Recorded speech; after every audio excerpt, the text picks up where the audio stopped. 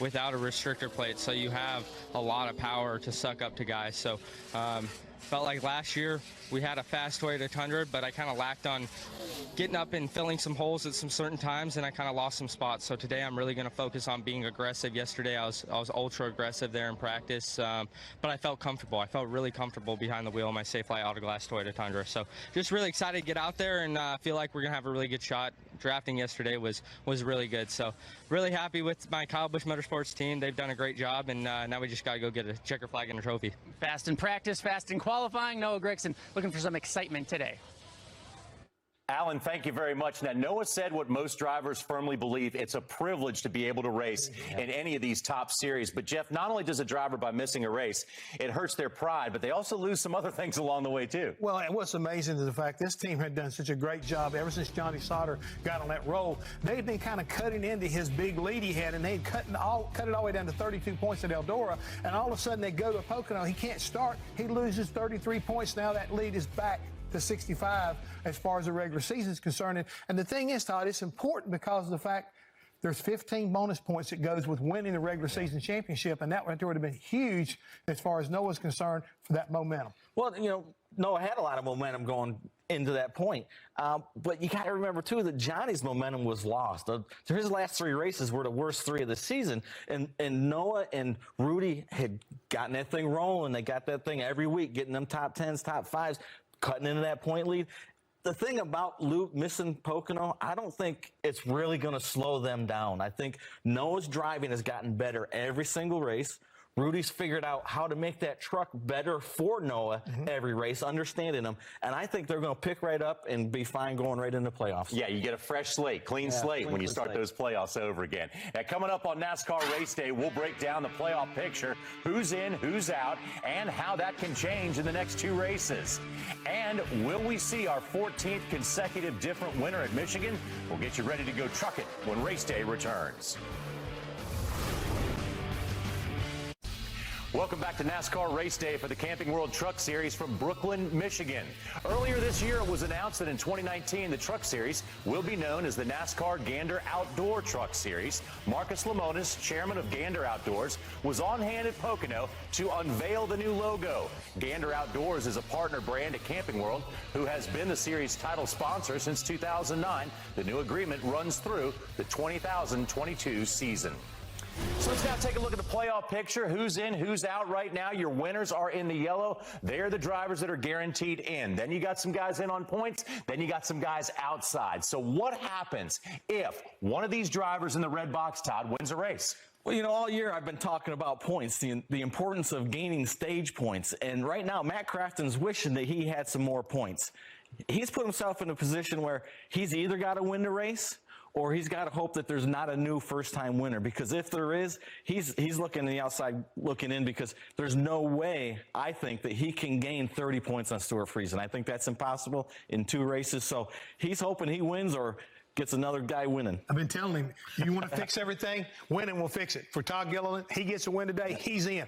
If all of a sudden Matt Crafton, he wins, he'll be in. Otherwise, it's going to be tough for these guys, and all of a sudden, these points, well, they don't really matter anymore. Yeah, well, they got two races left to make that move to win their way into the playoffs. So let's take a look at these bubble drivers and see how they fared on these two racetracks last year. And if you go just by last year's performance, you got to favor Matt Crafton. But that's just last year, Todd. Well, it is. And, you know, I think these numbers are a little skewed. That's Stuart Friesen's numbers. He's a lot better this year. GMS trucks, different outlook. He's driving better. He's got more experience behind the wheel. So I think if you look at these three, I think they're all equal. I think any one of these three could win a race. I agree to disagree, because I think these two guys are actually faster than Crafton is this year. So I give these two guys the advantage, and that's pretty much the way it's stacking up right now. So Matt Crafton is a guy who's used to being in the playoffs. He's used to winning races. He's a past champion. How concerned should he be right now? I think very concerned, because of the lack of speed can put a guy with a lot of experience, known winner, basically in a bad place, because right now what he has lacked is speed in that truck. I totally agree with Jeff. You know, he's always been good at Michigan. Bristol short track, he loves it. He's run good there, but their speed's not good. It just hasn't been fast. Junior hasn't had good trucks. They've been making a few bad calls, so they're in trouble. I'm concerned if I'm Matt. Yeah, no, simply put, they only got 2 shots left, so time is running out. Let's find out from the man himself. Alan spoke with Matt Crafton just a little while ago. John, really new territory for Matt Crafton. You're in the playoffs, but you're also on the edge. Possibly you could be knocked out, you know, with a new winner. What's that like for you? I really don't look at it, don't care. If we don't make it, we don't deserve to make it, to be honest. I've had a terrible year. If it's not like we're not trying hard, and we're trying very hard, probably harder than we ever have. We've just had a bad luck streak and have just been a little bit off on some of them, so just can't sit there and dwell on it. It is what it is. As a driver in a race like this, does that make you be aggressive? Do you want to be conservative? How do you approach it as a driver? I want to race a race looks like I've raced last few years of my career and just do it like one lap at a time. Just try to go out there and win the race. They hired me here to win races, and that's what we're here to do. He's always had speed here at Michigan, guys. He wants to win today. Yeah, he certainly does, Alan, and you can understand why Matt Crafton's a little bit down right now. They're struggling a bit, then they're going to the back of the pack, but that can change in a hurry with a good run, Jeff. It's true, but the thing is, some of this stuff is out of his control, and I think that's the frustration level we keep talking about. They don't have the speed in the truck they need. If somebody who has speed, like Todd Gilliland or even Grant Enfinger, whoever, if they go up there and they win a race, they are definitely going to put him and behind the 8 ball more so than what he is. Well, we see Matt and we listen to him. He's frustrated. You know, you can see it and hear it in his voice. He's frustrated. But Matt's a professional. He'll get behind that wheel of that truck, strap that helmet on. He'll go out there and he'll give it everything he's got every lap. Now, he knows that they've pretty much given this season away. They just haven't had the speed, and he's only got 2 shots left to get it done, and you could hear the frustration in his voice. He just can't give up. He's got 2 to go. He's got to hang on. There's still time and good tracks for Matt. Now, Bristol is always one of the wildest races of the season, but this year it comes with a little extra incentive for some drivers.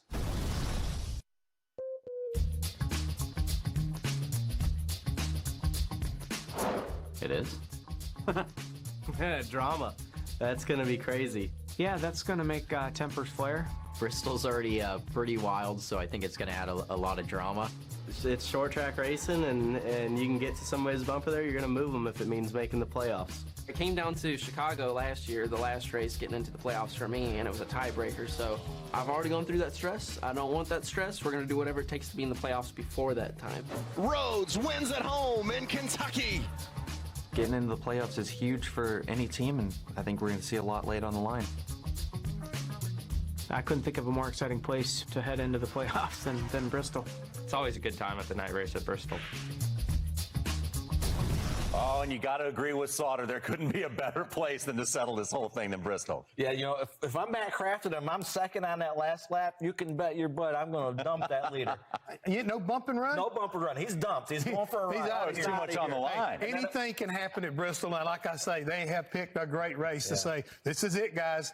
Let it all hang out. Yep, that's going to be a spectacle. And next Thursday will be the last chance for drivers to make the playoffs, and we'll have you covered all day long. It all starts with practice live on FS1 at 9 a.m. Eastern. Then we'll be joined by former Cup Series champion Kurt Busch at 8 p.m. for NASCAR Race Day, followed by the final race of the regular season, both airing on your local Fox station. It's go or go home for some drivers, and you can catch it all live on Fox. But before we get to Bristol next week, we've got a race today, and we'll get you ready for racing from Michigan next. Stick around. Welcome back, everybody. The beautiful countryside of Brooklyn, Michigan is the site. Michigan International Speedway sits on 4,000 acres up there as we continue to count down to the green flag. A little more than 21 minutes away. Let's take a look at our race day recap. The trucks had 2 practice sessions yesterday. First practice, Noah Gragson is back at it and strong. He was fastest in that session. Then a final practice, Dalton Sargent continued his role. He's coming off a career best finish at Pocono, and he was fastest in that session. But here comes qualifying. Spencer Davis spun in round number 2. He'll have to change the tires and start from the rear with a lot of other good trucks. But John Hunter Nemechek is on the pole for the second time in his career. Let's take a look at the whole starting grid. And there you see the front row up there, John Hunter Nemechek, as well as Todd Gilliland. Yeah, how about the surprise right here? Has to be Matt Mills starting out there on second row. And this is his first time at Michigan, but he hasn't been in a truck since Las Vegas a year ago. So this kid right here is in a good truck. Better watch him. Yeah, how about Brett Moffitt? Not used to seeing him in the middle of the pack, but I spoke with his crew chief, Scott Cipodelli, and Scotty said that they were pretty much set up for the race runs. They felt like they were going to struggle qualifying, but look for Brett to go straight to the front. So this is a fast racetrack, but this being a very short race, the qualifying is probably a little bit more important here than normally. Normally you'd say, hey, there's plenty of time, plenty of room at Michigan to race. But it's the drafting. That's the thing is right now, you can make up so much ground, and if you've got a good truck, especially late, I think, in a run as far as the stages are concerned, I think you can really work your way up in there and make a big difference. Yeah, I think experience is going to play dividends today. Drafting is going to be important, and knowing how to use that draft, that's where you're going to make your time up. Yep, just better watch guys like Matt Crafton as they come through there, the veterans. And NASCAR Race Day kicks off Sunday's coverage with a look at everything that goes into making NASCAR teams successful in the Cup Series. Larry Mack gets the crew chief perspective from Chad Knaus, Greg Ives, and Ray Evernham. We catch up with Brett Griffin and TJ Majors to talk about the importance between a spotter and a driver on track. All this and more on NASCAR Race Day, 12:30 p.m. Eastern, live on FS1. Got to take a quick break as we see the grid. The action is starting to pick up as we get closer and closer to the green flag. We'll take you to the opening ceremonies in Michigan when Race Day rolls on. Just down the road from Detroit, the Motor City, sits the Michigan International Speedway, where today a display of American horsepower will be on tap. Let's go trackside now for the pre-race ceremonies.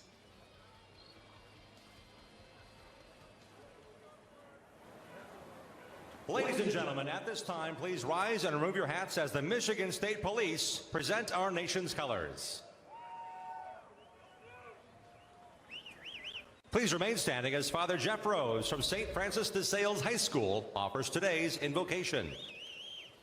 Almighty God, we thank you for another beautiful day here at Michigan International Speedway. And as we conclude this 50th anniversary weekend, we ask your blessing that you keep our drivers safe and their teams as they compete for us today.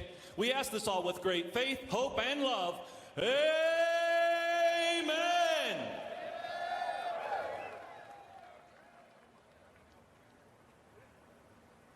Here today to honor America with the singing of our national anthem, please welcome Michigan International Speedway's own Lisa Bascom. Oh, say, can you see by the dawn's early light what so proudly we hailed at the twilight's last gleaming, whose broad stripes and bright stars through the perilous fight o'er the ramparts we watched were so gallantly streaming, and the rockets red glare, the bombs bursting in air, gave proof through the night that our flag was still there. Oh, say, does that star-spangled banner yet wave o'er the land of the free and the home of the brave?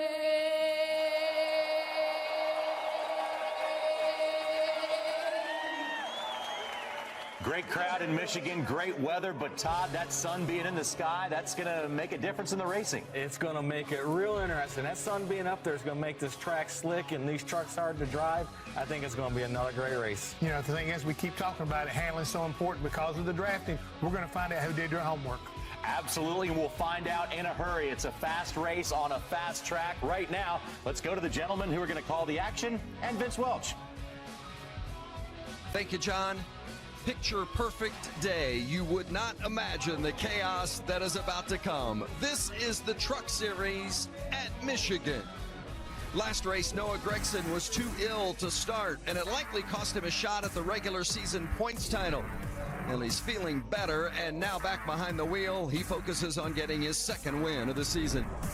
2 years ago, Brett Moffitt made a daring last lap outside pass for the lead.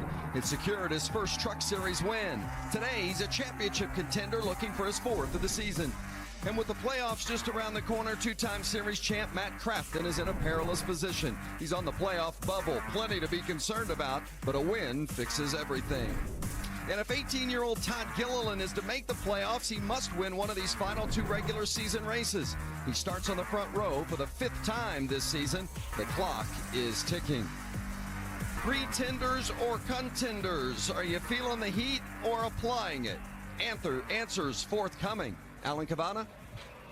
Vince, pound for pound, the best driver and team without a win this season is Stuart Friesen and the 52 truck. Great speed, good finishes, and a big, comfortable gap when it comes to the playoff. But the way the playoff system works, one outside winner, all of a sudden that comfort becomes Stuart Friesen on the bubble. He can answer a lot of questions today with a win here at Michigan. They've been quiet all week. That quiet usually means confidence when it comes. We'll see what he can do today out here in Michigan, Hermie.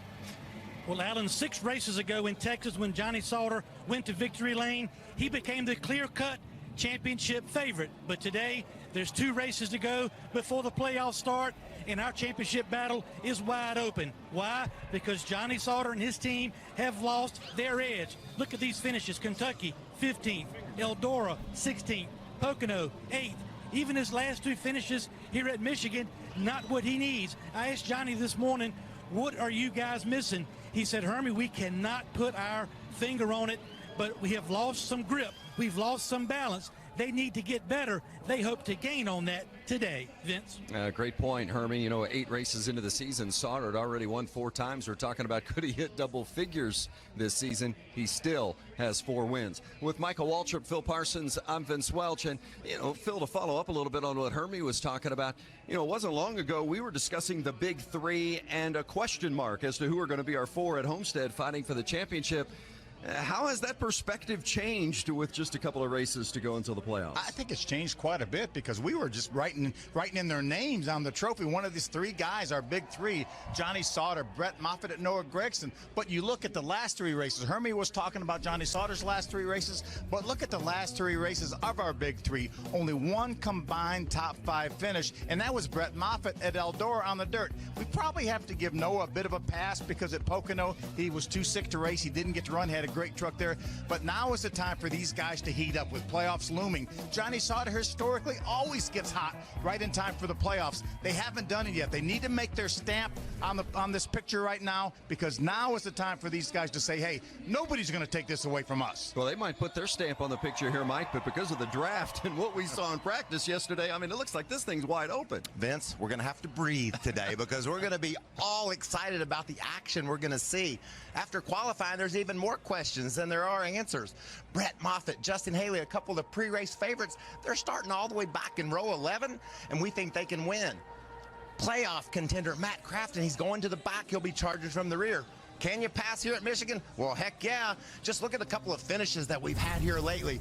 2 years ago, we talked about it at the opening. Look at this daring move by Moffitt. Up into the white, around 3 wide on the outside to take the lead. He was able to hold onto that lead, do the victory donuts, and then last year, look at Bubba Wallace. 3 wide on the bottom. Go high, go low. It doesn't matter. You can go anywhere. And this is the type of action that I can't wait to watch today. We saw 3 wide on the top, 3 wide on the bottom. Can we go through the middle? I think we're going to find out. We've done all this talking. We haven't even mentioned the pole winner. John Hunter Nemechek already has won once this season. Maybe a guy that's not even in the championship mix could muddy things up a little bit today. Race fans, it's time for the most famous words in motorsports. Here to give the command, representing Corrigan Oil, please welcome Milo Eisenstein. All right, everybody, let's have some fun today. Drivers, start your engine.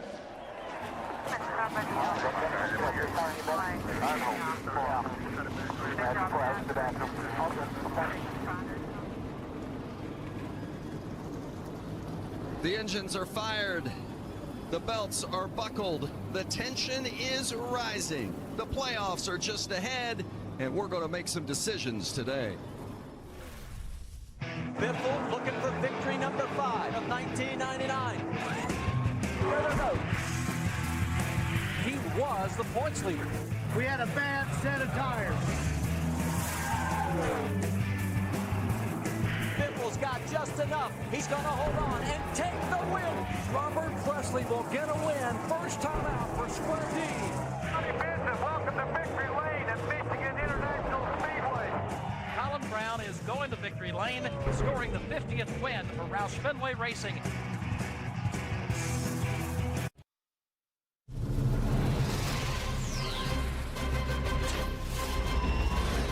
Crofton is gone as they race their way into the banking of turn 1.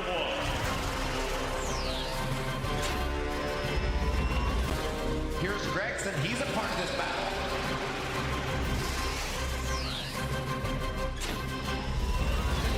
That surge from the 21 of Sauter to first.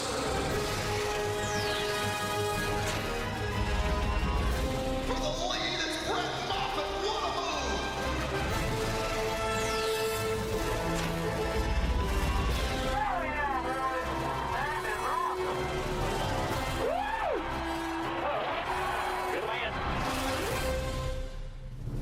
I know we're in Michigan, but the racing will be out of this world. I guarantee it from what we saw in practice yesterday. The expectations are high. The NASCAR Camping World Truck Series from Michigan International Speedway. An absolutely beautiful day here today. And we expect a terrific race this afternoon, just 2 away from the beginning of the playoffs. As we look at the Camping World track description, a lot of room to race there, Vince, and a lot of speed also. You see 2 miles, these trucks can run wide open around this racetrack. Drafting is going to be the key to success today. You can see the turns banked at 18 degrees, front straightaway banked at 12. And the race analysis. As you can see, our stage length 20, 20, and 60. How about that pit window, guys? 38 to 42 laps. If you add the first 2 stages together, that's 40. Some talk in the garage area, guys, is that some people may not stop till the end of the second stage. They may forego pit road at the end of stage 1 for track position. Our starting lineup, 32 trucks in the field, led by John Hunter Nemechek on pole for the second time, and Todd Gilliland starts second for the 4th straight race. Wow. A lot of speed in that Ford truck. Noah Gregson back behind the wheel. And look at Matt Mills. Previous best start was 17th in NASCAR. Bumps it up to 4th today. 2 guys fighting for their playoff life back in row number 3. Stuart Friesen, Grant Enfinger. Austin Hill's become a consistent top 10 performer. There's Matt Crafton. You see, qualified 11th. He'll be going to the rear of the field. Bo Lamastis, Tate Fogelman made an engine change. He'll go to the rear at the start as well. Dalton Sargent, one of the Rookie of the Year contenders, back there in row 8. One of our playoff guys, Ben Rhodes, back in row number 9. See Brett Moffitt, guys, back in row number 11. Let's see if we can talk to Brett. Hey, Brett Moffitt, Phil Parsons up in the Fox booth with the boys. You got a copy? Yeah, I got you, Phil. Brett, you're back in row 11 now. We know we've seen a lot of speed out of that Toyota all year long. We know you know how to get to victory lane here. Can you get there from the 11th row? Yeah, I think so. You know, we kind of knew we were going to fight the engine deal in qualifying where it's just wide open around this 2-mile track, but we really worked hard on race trim yesterday, and Scott and the guys at HRE gave me a good Eno Toyota Tundra, so looking forward to it. Going to be an exciting race, just got to be aggressive. All right, buddy, give it a good ride. Thanks. Yeah, thank you. Be aggressive. That's what we want to hear, isn't it, guys? Absolutely. Right next to Moffitt, by the way, is that 24 truck of Justin Haley. You'll see him peel off and go to the back. They had to make an engine change as well. We mentioned Matt Crafton, the 51 of Spencer Davis, because of a tire change. Crafton a tire change also, and we mentioned Tate Fogelman with that engine change. Real crowded out back right now, Vince, and you heard the word of today, and I think it's going to be aggression. It won't take them long to get from the back toward the front, that's for sure. Onboards. Yeah, we're going to ride along with Chevrolet on board. That's the Jegs.com Chevy of Cody Kaufman. He started up in the top 10. He's one of those guys that has to have a win to make the playoffs, and he's running out of time. Let's go up in row 3 and get on the Ford onboard camera for Grant Enfinger. Grant is heating up at the right time, Vince. 4 top 10s in his last 4 starts. He says to the competition, what big 3? Nobody's better than we are right now. Let's check in with the crew chiefs for a gauge of their nerves. Check with Hermie Sadler. Well, Vince Myatt-Snyder starts 8th today. Richard Lushes is the crew chief. You're one of these teams that could get a win and really turn this championship battle upside down. You kind of fly under the radar. Do you like that? And what are your shots today? Yeah, I like flying on the radar for sure. For us, like you said, it's all about the win. That's all we're here for. I think we have a really good centric container Ford F-150 today. So we'll do our job here on pit road and see what we got here at the end. Alan? Matt Crafton will have to come from the back, and you are on the bubble spot. I heard you telling your driver to be aggressive. Do you have to alter your strategy at all, though, today? Yeah, I don't think we care about points. We just need to go out and win and do the things that this 88 truck's done from the very beginning. We've got a really good Menards Seal Best Ford F-150. I mean, it's been so fast since we got here. Really disappointed about where we qualified, but man, I hope we're not making this a habit of starting in the back thing, but it's a place to start, and it'll be a little bit more fun. Just focus on the win is what he says. They've done a lot of that, guys. Well, Grant Enfinger, another one of those that could lock himself in with a win. Looks pretty good on points right now, but you don't want to take anything for granted. Be aggressive, but let's be smart all day. Yeah, that goes for me and you, Pepper, and pit road and everything. So, thank you, guys. Let's go show them something here. You know, that's what, the third, fourth time we've heard the word aggressive today from somebody down there. And that's why I said at the top, let's just breathe a little bit, fellas, because the action is going to be intense. We've seen so much throughout practice. Hermie, what are they saying from the front row? I would have thought John Hunter Nemechek would have chosen the outside. He says he wants to take the inside. The reason he wants to break up the KBM teammates, he didn't want them starting nose to tail on the outside of him on this start. Plus, Hermie, I think he'll get a better push from that guy behind him. Row 2 outside's a little bit inexperienced. 13 different winners the last 13 races here at Michigan. We're about to find out who's it going to be this time around. We're underway and racing in the Irish Hills.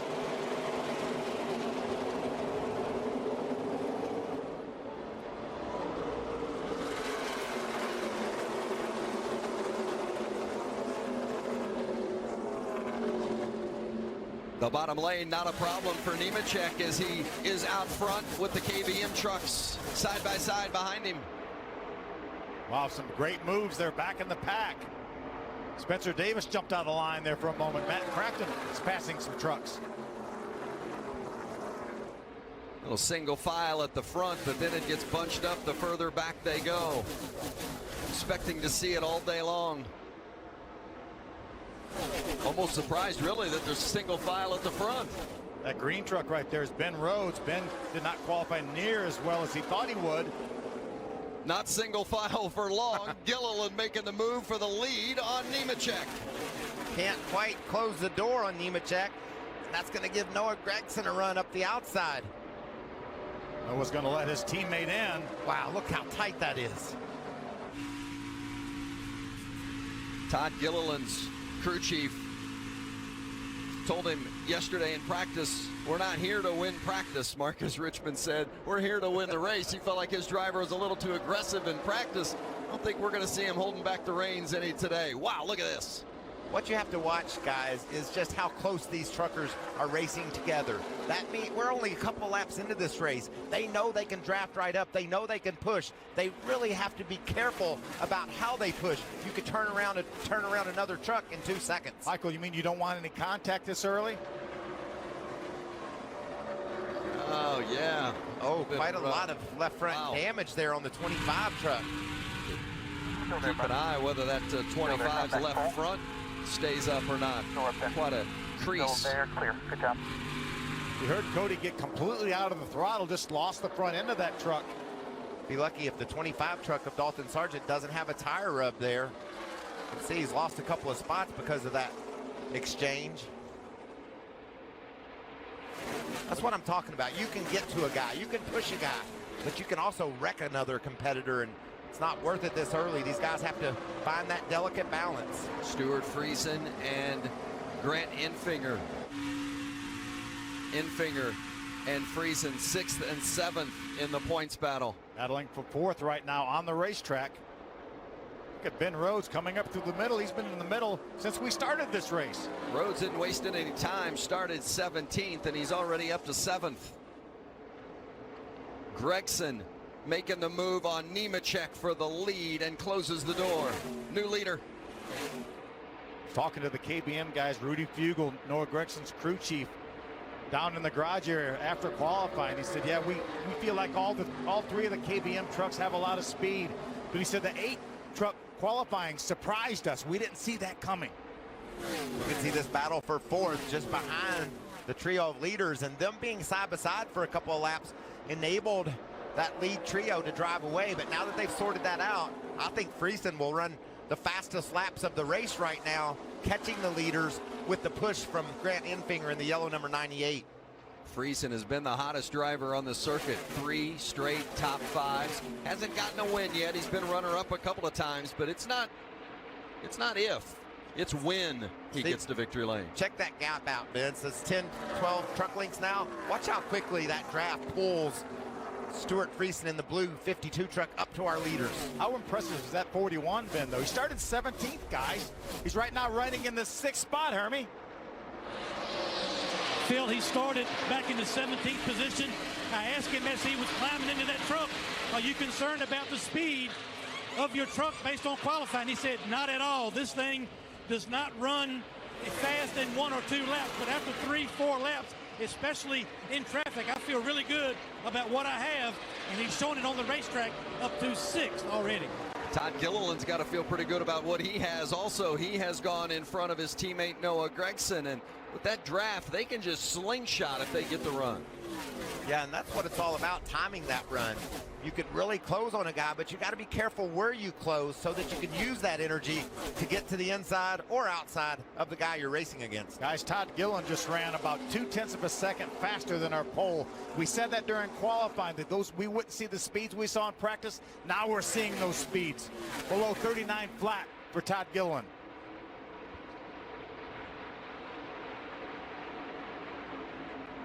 The 83 of Bailey Curry off the pace and coming to pit road. I think he'll make it back, so I don't think this will necessitate a caution. Curry had a season best 20th place finish in Las Vegas, but troubles early here for the 83. No troubles for the KVM trucks. Running 1-2. Todd Gilliland leads Noah Gregson at Michigan.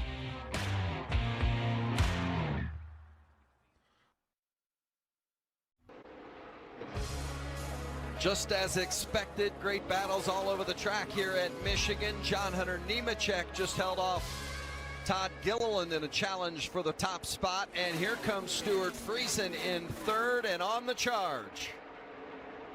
Stuart was able to get by Noah Gregson for that 3rd spot. Noah's lost just a little bit of ground in this front 3 battle.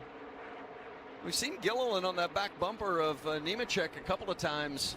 Gilliland has to win, and it looks like he's being a little extra aggressive today to get it.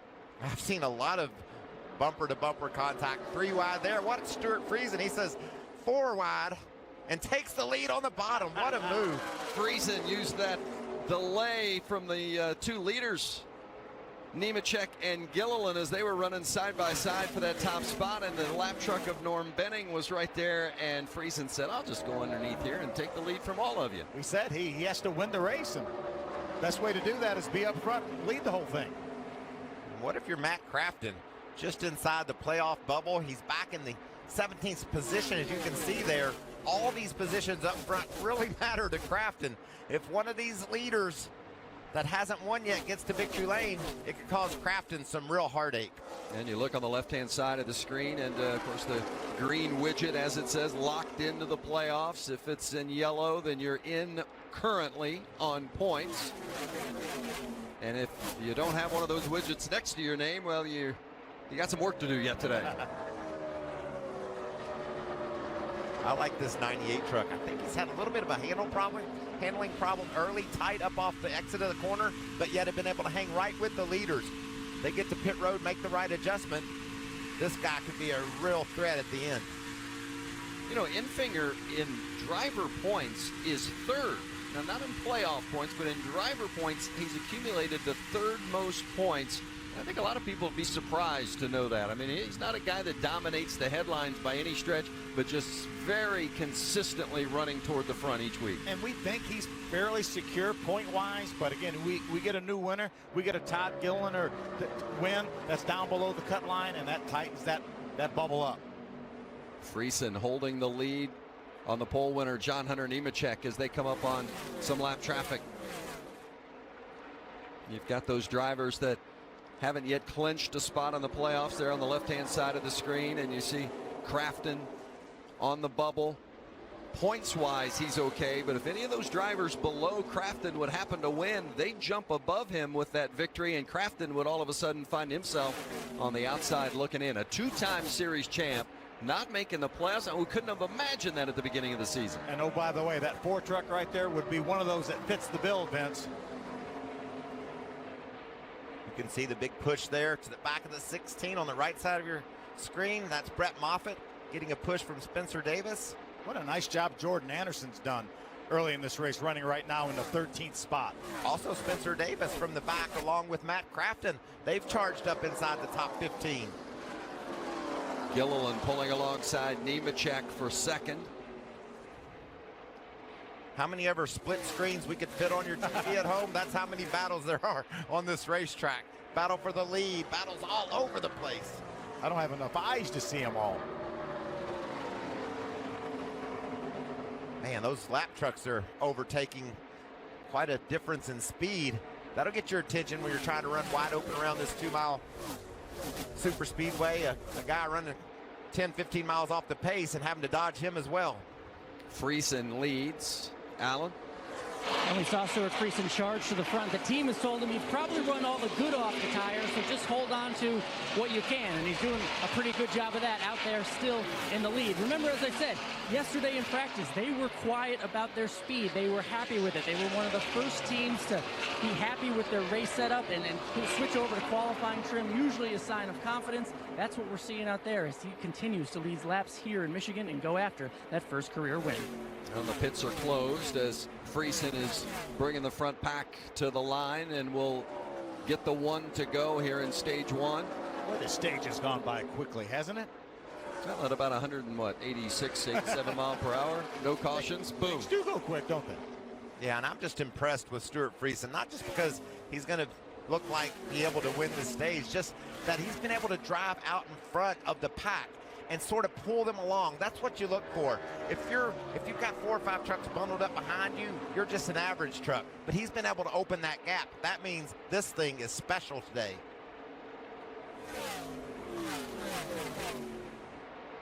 Through turn 4, and Stuart Friesen heading to the line. He's going to win stage 1. 5th stage win of the season for Stuart Friesen.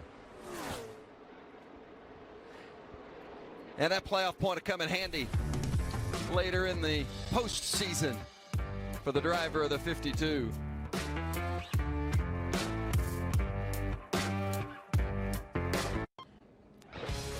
Beautiful day here in Michigan. Fans having a good time in the infield and seeing a good race so far. 4 different leaders in that first stage, and Stuart Friesen was the stage 1 winner. Secures that playoff point. Check out some radio from that 52. Pit or not? If they don't follow us down, they don't follow us down, okay? We still got to be on the same page when we go back green, no matter who comes down pit road. So we're splash only here. So we talked about some decisions. You got to believe somebody's going to gamble, right? Well, I would think, especially some of the guys that started at the back. Brett Moffitt got to 13th, and he is as high as any of those guys. And we had 4 or 5 good trucks at the back. That's as high a position as anyone gained.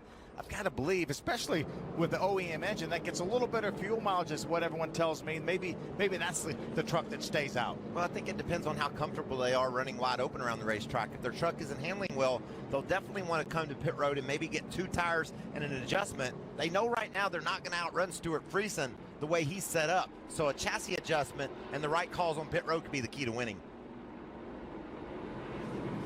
Well, Friesen's going to lead them down. He hopes he leads them all down, Vince. And it looks like a long line is coming behind him. Brett Moffitt veers away. Brett Moffitt stays on the racetrack, just as we speculated. Hermes there waiting on the group. It's been 4 consecutive top 10 finishes for Grant Enfinger, but they want to get that win. His truck is too tight on center. Exit is going to be fuel only and wedge out of the left rear for the 98. Allen. And we heard both the 52 say fuel only. We'll see if that's what they go with. It looks like that's what they are. Todd Gilliland as well. Both positions 1 and 2 on and off pit road. Fuel only for the 4 and 52. See a lot of teams electing to forego the tires and just take fuel only and some chassis adjustments. Nemechek losing those 4 spots when he took the tires. See Noah Gregson with 4 tires, loses 6 positions. Then we're going to see how good the tires and how much the tires matter. Let's see if we can catch up with Stuart Friesen after that stage win. Hey, Stuart, it's Michael Waltrip and the boys up in the Fox booth. Do you copy? Yeah, I got you, Mikey. Man, that was impressive. Not only did you grab the lead, but you were able to gap those guys a little bit. Any adjustments that you're going to be needing, or are you just loving that truck right now? Oh, man, I'm loving my Silverado right now, buddy. Just got a little gas there. Chip just did a little rubbing on it, and hopefully we can get back up the front. All right, you're fun to watch. Go win another dirt race tomorrow, too, by the way. 10-4, man. Thanks. I appreciate it. Appreciate all the support from all our dirt fans in the Northeast, as always. Yeah, Friesen winning a dirt race. I mean, that's just old hat, right? I mean, it's like death and taxes, right? Every week, a couple times anyway. Every week, it seems like. Friesen's the Stage 1 winner. Going to start a little deeper at the beginning of Stage 2, and we'll have that when we come back.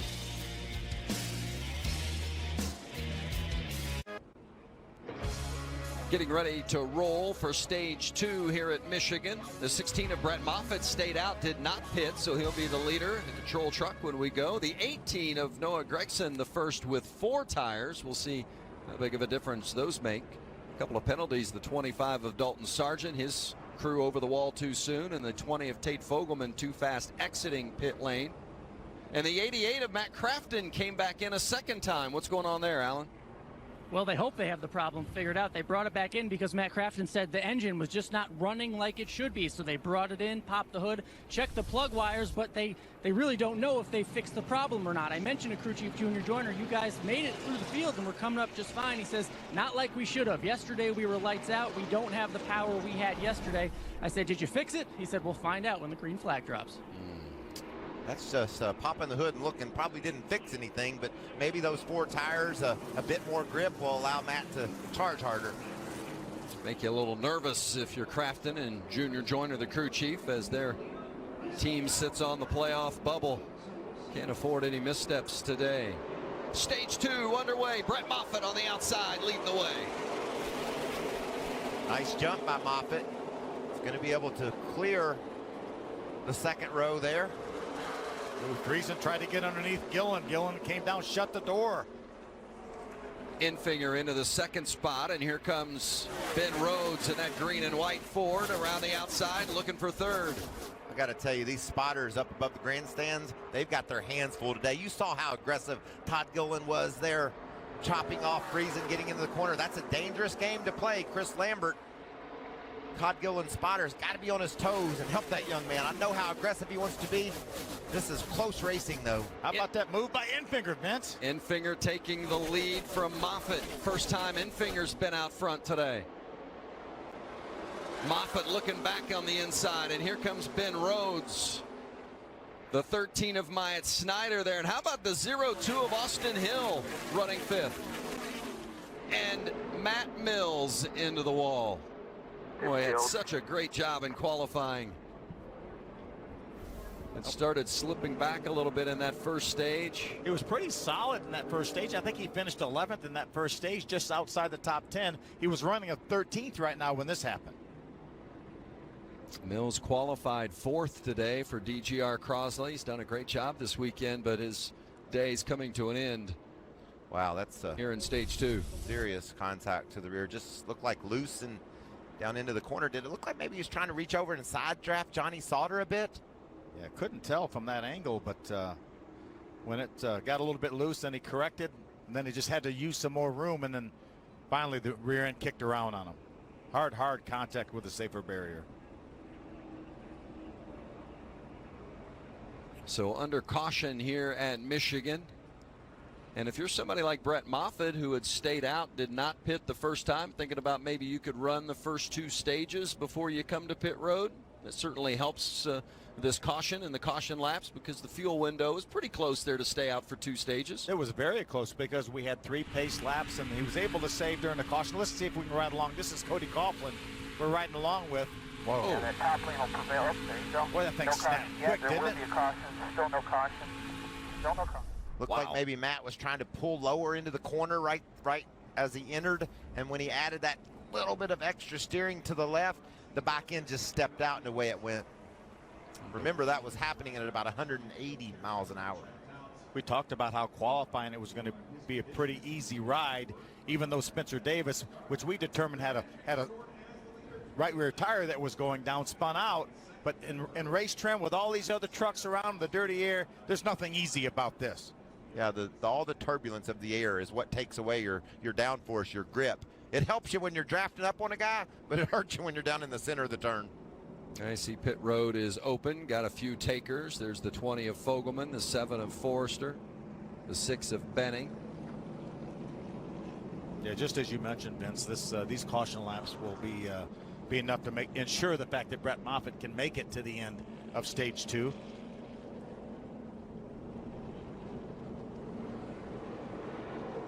And there is Matt Mills, and you can see pretty ginger as he exits that 54 truck. That thing snapped quick, and it was in the outside wall in just a moment. I've hit a few walls over the years, and usually the back end crashes don't hurt near as much as the front ends, but they'll certainly get your attention. I never liked any of them, did you? Great to see Mills out of the truck, done for the day. Caution early in stage 2 at Michigan.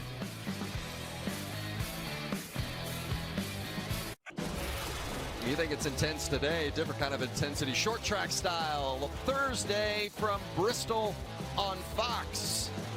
It'll be fun. Thursday night, 8 Eastern on Fox.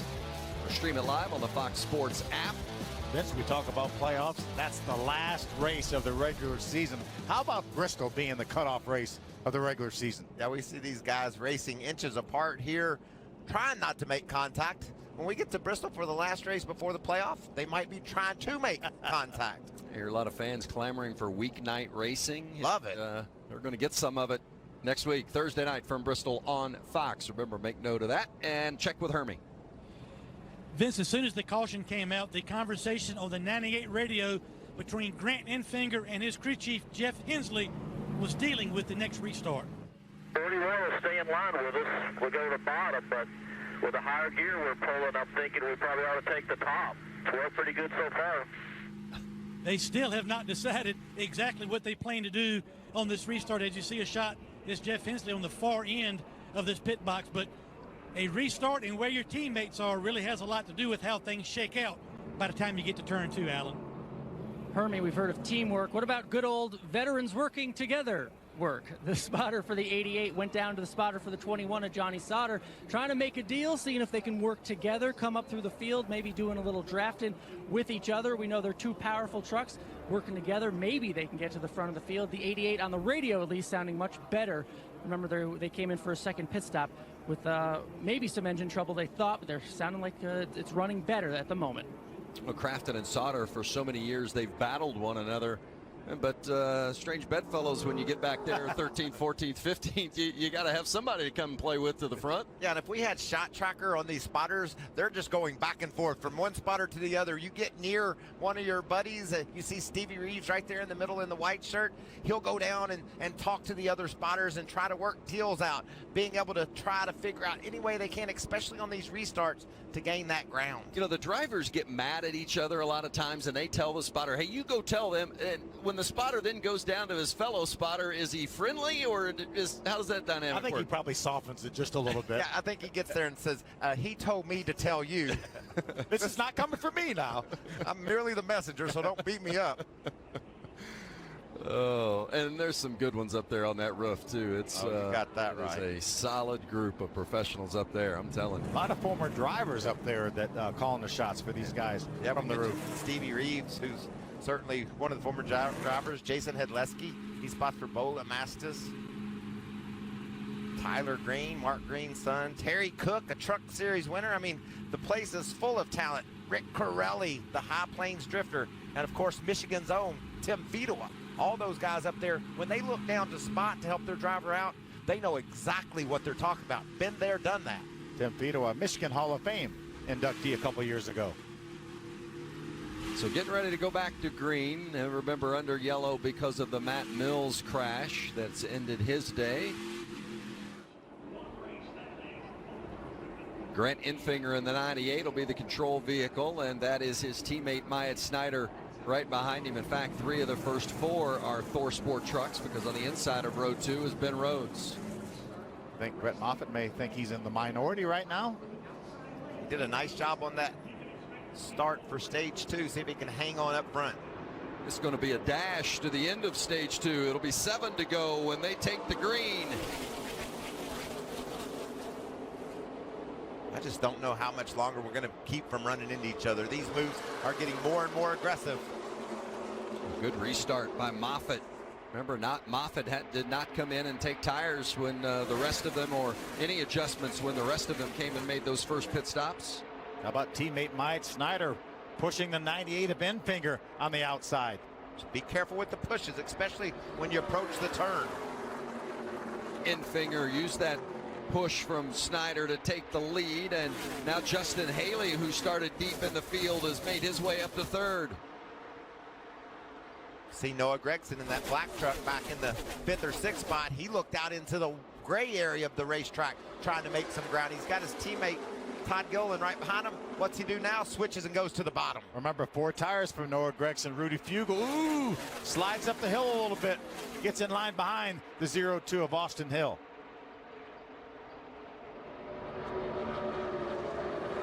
A lot of people paying attention to what difference, how much of a difference do those tires make.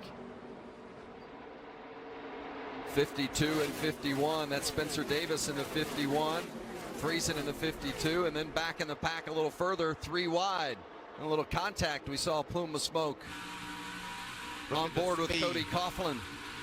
Well, look at that run that Cody Coughlin had on the 8 of John Hunter Nemechek. Looks like he probably had to slam on the brakes. Because Crafton was below him, he couldn't make the inside pass, and now he's gotten loose, and the 45 is going around, and contact for Fontaine. All right, gathered up, you covered. You got 3 or 4 behind you. All the tires up. No, we got bigger problems than that, too. Get down a little bit, get down out of the ring. And Justin Fontaine was running just inside the top 20 at that time. The right front tire is definitely down on that truck, as well as some damage on the right side. So with 5 to go here in stage 2, under yellow for the 2nd time here in this stage. You know, we mentioned a little plume of smoke from some contact. See where it comes from. John Hunter Nemechek right into the side. I think he maybe got the 25 on the left front again. Dalton Sargent, that's the 2nd time he's had damage on the left front. I think that was like in pool where you have a combo and you got to call. I think that was the 8, the 22, and the 25. Combination in the side pocket. And Fontaine, as you said, Mike, more problems than just flat tires. We saw the 2 of Cody Coughlin get loose up there in that corner, and then I don't know if it was a reaction from Fontaine to what he saw ahead, but pretty heavy contact to the right front. That'll more than likely end his day. See, that right front tire took a pretty hard shot on the safer barrier. See, Phil, how I've gotten used to doing this TV. I said more than likely in today because you never know what these teams are able to pull off when they get to pit road. They can fix that baby. These trucks are pretty tough, too. NASCAR officials down there taking a look to evaluate the damage from the exterior.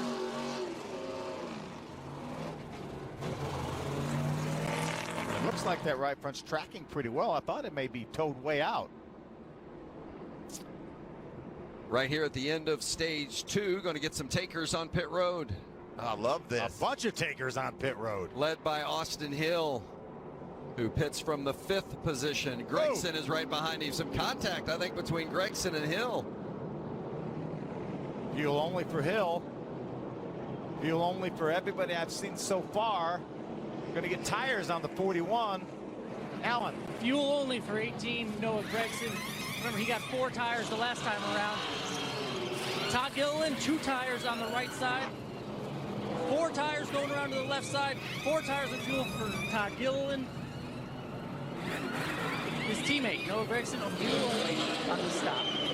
So if they only get fuel, they're most likely making a chassis adjustment. They needed a feel in the truck that they didn't have. The 4-tire stop, I think that's interesting because that could mean that's the last tires of the day for the 4 of Todd Gilliland. This is all about playing the race forward, seeing if you can get to a point to make it. Let's just contact on pit road. Remember, these guys aren't allowed to drive, but through two or three pits. So you want to turn into the last second. I think Austin Hill braked while he was running straight on the outside line. Noah wasn't prepared for that.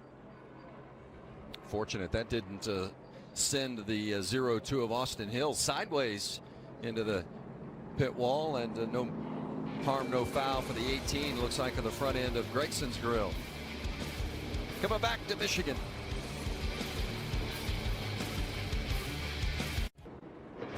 Going to be a 1-lap sprint to the end of stage 2, and from those that pitted, Noah Gregson is first in line, currently restarting 8th. It's Grant Enfinger and Myatt Snyder on the front row. Enfinger on the bottom, Snyder on the top. A couple of teammates from ThorSport. Mad dash to the finish, 1-lap shootout to end stage 2. Mad dash is right, Vince. Full contact racing straight ahead. Looked like Brett Moffitt pushed the 13 of Myatt Snyder all the way down the front straightaway. Justin Haley in that 24 with Austin Wayne Self on his outside. Nice move by Austin Wayne Self to drive up into the 4th spot. And Gregson's right behind him in 5th. Snyder dips down. He's going for the lead on his teammate Enfinger. He's going to slide up the hill. Can he hold it down? He is able to hold it down. Nice job by Myatt Snyder, but Enfinger's fighting back. Coming to the line for the stage 2 win, and it's going to be Grant Enfinger.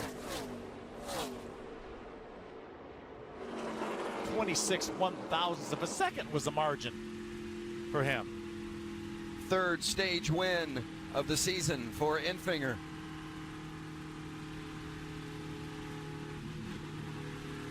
Wow. What a great finish to stage 2, and we expect it will be a great finish to decide the winner. The final stage when we come back to Michigan.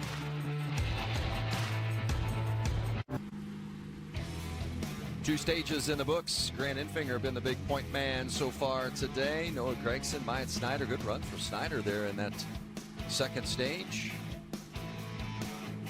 I'll tell you guys, I think we can see some strategy here.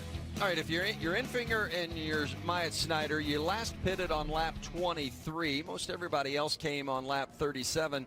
You stay out or you come in? I think you stay out, and the reason why I say that is you would fall all the way back to the bottom half of the top 15 or so, and if you do that, you're losing all that track position. You put yourself in a bind. Now you're going to give up some laps on gas, but the tires seem to be sticking well. I think with all the caution laps they've run in this stage, if I'm those two, I stay out and keep that front row. And we're assuming those guys that pitted right before the end of the stage at lap 37 all stay out. That's the track position you think they're going to lose. And we had so many caution laps, and it's not quite 2-to-1, most people say, but it's a 1.7 caution laps per green flag lap, so they're probably not going to lose all that many laps. I can guarantee you one thing: Brett Moffitt comes to pit road. Well, he hasn't pitted all day. See there? Yeah.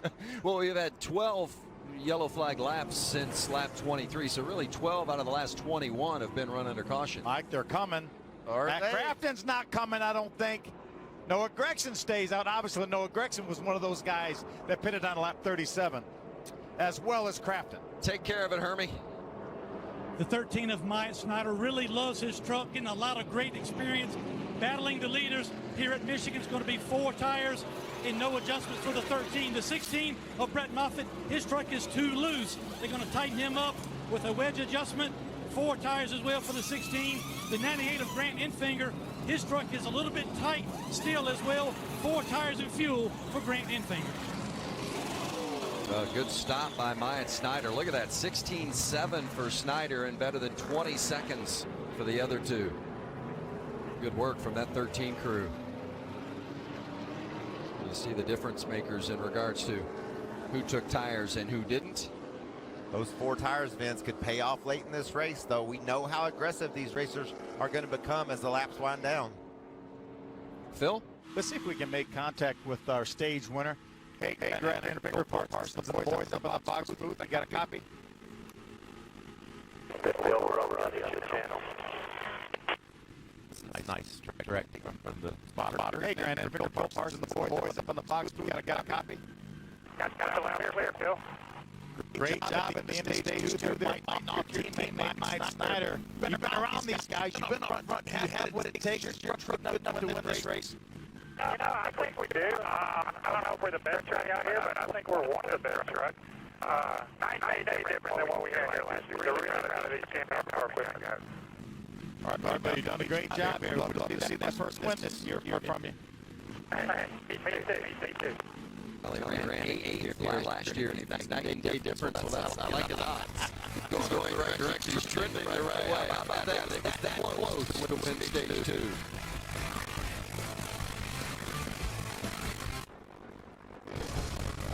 Getting ready to go back to the same year for the final stage at Michigan. Illinois Gregson will be your leader when we restart. Matt Raffle alongside. Check in with Allen. We've seen Todd Gill lead this race, but now he's complaining about being super tight, especially in the center of the turn. He's also getting some interesting direction from his crew. He's being told his teammates are dragging him back in the drag. They tell him he's going to have to find a different way to win this race because his teammates are dragging him back or they're drafted. Let's not forget who's leading this race from his teammate, Greg Gregson. Herman? It's a good feat for Grant Enfinger. What a performance so far by your team, but now you're back in traffic. What are the challenges you're traveling to face? Probably be arrow tight. I mean, that's kind of what we there to start with. And once we got to the front, we're pretty good. Everybody fights that. So we'll just we took 4 tires there on our champion. We have an F-50 and made a couple of small adjustments. And really, right now, we're trying to set up for the end of the race. We did what we didn't do in the first 2 stages and win one and get top 5 out of the other one. And now it's about winning the race. Vince? I love what Tinsley and his driver, Grant Enfinger, was talking about. Enfinger said, I don't know if we're the best truck, but I think we're among the best. And that could be good. Now, it's all about putting yourself in the right position, just as Tinsley indicated. At the front for the final stage, Gregson and Track didn't get us going. That was a great point. The best truck may not win this race. What a great ride.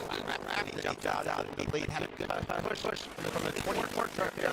Haley did just what we talked about. The leaders may be doing, staying out at the end of that stage. He hadn't pitted last lap 23. We'll see how that works for him. But he's got great track position and he really hasn't had Phil all day long. And we know he's going to make one more stop, but so does everybody else in the field. They felt like it was a gamble worth taking. And remember, he's in green over the left side of your screen. He's already locked into the playoff, guys. Brandon did a bit of an unfamiliar position there at the front. He has less than 35 laps all season long. He hasn't spent a lot of time running the field, but it's got to feel good to be up there right now. That 52 truck just worked this center. He looked like he was running 10 miles an hour faster than the competition. He was able to slide up right in front of that white near zero top Austin Hill. Here he comes again. Johnny Sauter. I haven't mentioned Sauter's name much. And there is Friesen making the move inside of Gilliland. Better make sure if you're going to make the move, Vince, you can complete the move. Look at him drop there. And when you don't make the move, it opens the door for the guy behind you. So Austin Hill challenge Friesen, and then Hill gets a little bit loose, and Friesen comes back around. That 52 truck is so fast right now. I just got to tell you, I don't see how they beat the 52 truck. I know he's not in the top 5 even right now, but you just have to tell it's on a rail for Stuart Friesen. Friesen running 6th, that's 5th just ahead of Dalton Sargent. Matt Crafton continues to lead Greg Gregson 2nd. I think that pass didn't work for reason a lap ago because there were two trucks. There was all in between Hill and the 25 Sergeant. He wasn't able to get in that hole. Actually, take that that time with the one truck of 25 Sergeant. You know, there's 49 laps to go, but don't tell Stuart Friesen that. He's used to running 25 laps. He's on a dirt track somewhere up in the northeast. He goes like the race is a 25 lapper every lap. And that's what I love about these trucks. Most of these guys do that. We're at the halfway point right now, and it's Matt Crafton out front. And what a big day it is for Crafton. We mentioned earlier, in a perilous position with just 2 races left for the playoffs. And on the playoff bubble, he would take care of that business with a win here today. But remember what was going on earlier, Vince. Friesen got to the lead. He yarded it. He stretched that pack out. He was able to put 4 or 5 trucks quickly in second. You don't see that here. They're all packed. They're tight. That means Crafton does not have the pace that Friesen had when he was leading the race. Those 2 behind him, Gregson and Haley, they both got wins this season. They'd like to add to that win total for the playoffs. Crafton just wanting to secure a victory, and Todd Gilmore there in 4 has to win to get in one of these final 2 races. Meanwhile, Friesen inside of Gilmore again. Come on, boys. Somebody make a move, Friesen, saying, I need some help. Let's go. And again, when Friesen dips down there and he can't make that move, he loses the momentum and loses a couple of positions. He has had zero help thus far on these moves he's trying to make. And I really think maybe that Noah Gregson could pull out and make a move on our leader, Matt Crafton. He's just chosen not to so far. And what does Friesen need? Does he need some help? Does he need somebody behind him to go with him when he drops down on the inside and make that pass? He does need some help, and there may be some help right there. Check and you see them working together right now. That is definitely going to help. Well, and Check was the pole winner. Friesen, we've seen the speed he has, so we know those trucks have got speed. And I think what Stuart Friesen really needs is to try to figure out how to work that top groove. Get down into turn 3 or 1 and run on the high side, because those other trucks don't go up there. Maybe he can use that momentum and stop around the top. Really hard to make that move on the bottom because they have that top wound up. The final stage here in Michigan. Playoff spots on the line. It's like about 15 trucks in our lead draft ends. All of them trying to position themselves for the end of this race. We got one more pit stop for everyone. Just Austin Hill continues to run well today inside the top 10. Done a great job. Finger just made the pass, putting it Finger in 8th. But a good run from Austin Hill again today. 18th was where Brandon Rigger restarted this race. Already up to the 8th position. Fast truck. Johnny Sauter right there in 10th, and Sauter gets underneath Austin Hill, making a move. There's Spencer Davis just behind Sauter, trying to run back to the front. No. Ben Rose made a late pit stop on that last caution. He's way over the back. Remember, they're all going to have to stop again. You can't make it to the end on fuel from here. But getting yourself in the right position for when that last pit stop comes is going to be maybe going to determine whether you can win this race or not. Yeah, you want to get a track position. You want to come in as the leader. See there on the left side, bottom part of the pylon last time these guys came in pit road.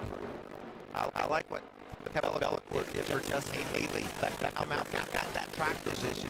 He understands that it's key to be up near the front. It's a bit of a game where you're going to have to compare more than others, but still, if the caution flies out, it all works out perfectly. You have 2 cans of fuel, Michael. The rest of the guys that pitted later, probably just 1 can of fuel. Haley running third right there. 5 straight top 10s, including his first career win. Playing with house money today. How about that 88 of Matt Crafton, Alan? Yeah, another great radio from Matt Crafton, but his spotter, constant coaching on the radio right now. They actually see the gap between 88 and 18. They actually don't want that to be too big of a gap on the 18. They say when it's too big of a gap, the 18 can make one run and make a shot at passing the 88. They want to maintain the smallest gap as possible. Well, the 41-year-old Crafton's got the experience in how to work that little bubble there between them. Yeah, but Alan, just tell them down there in the pit there isn't any way they're going to do anything about this 52 that's coming. It doesn't matter what the gap is, he's going to be in it. The 14 of Snyder, he just wrecked. He just didn't hit anything. What an amazing save by Snyder to get that third truck out of the outside wall. Wow, I don't know how he kept that one from just a bunch of crumpled up metal. Hello, Gap. You hit 252? My name is Stuart Friesen, and I'll be taking over at the front. Wow, what a fast truck he has. Crafton's still leading Gregson, but Friesen knocking on the door. Just over 40 laps to go. Going to commercial here in Michigan. Don't worry, you're not going to miss a thing. Keep on trucking.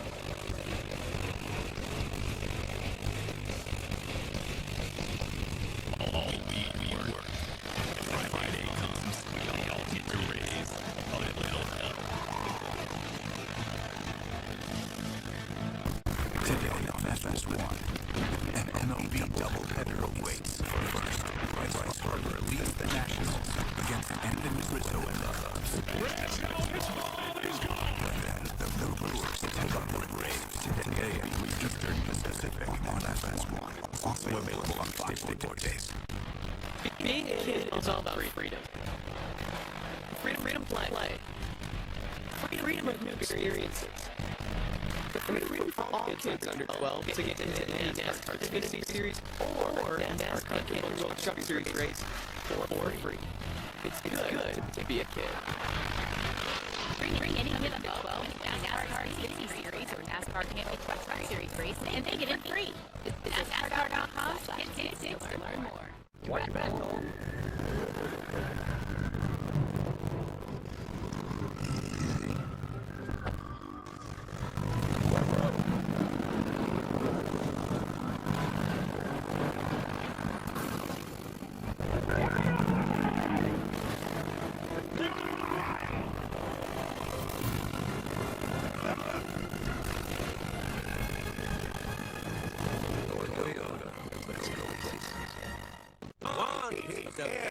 All-white chicken. 2 pieces of KFC all-white meat chicken.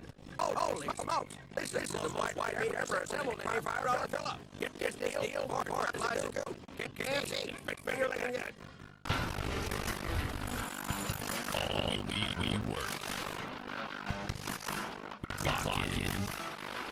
Roll our sleeves and get the job done. When Friday comes, we all get to raise a little hell.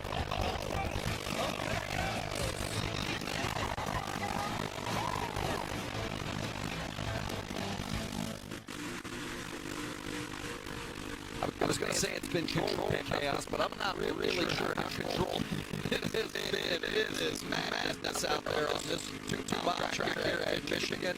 And I get the feeling guys are starting to run out of patience.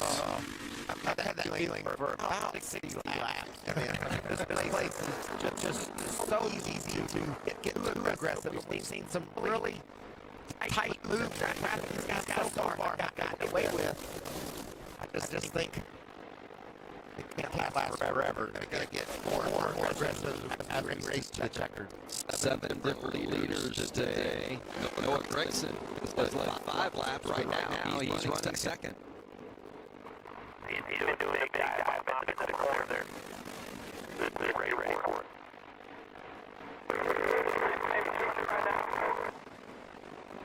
Conversations between Noah Gregson and spotter Hirschman. Telling us what's going on around him. That's really important. Just to get all that information and he is being patient. I think there's several times Noah feels out on that craft and has chosen to do so. Talking about Friesen dive bombing him and getting down in the corner.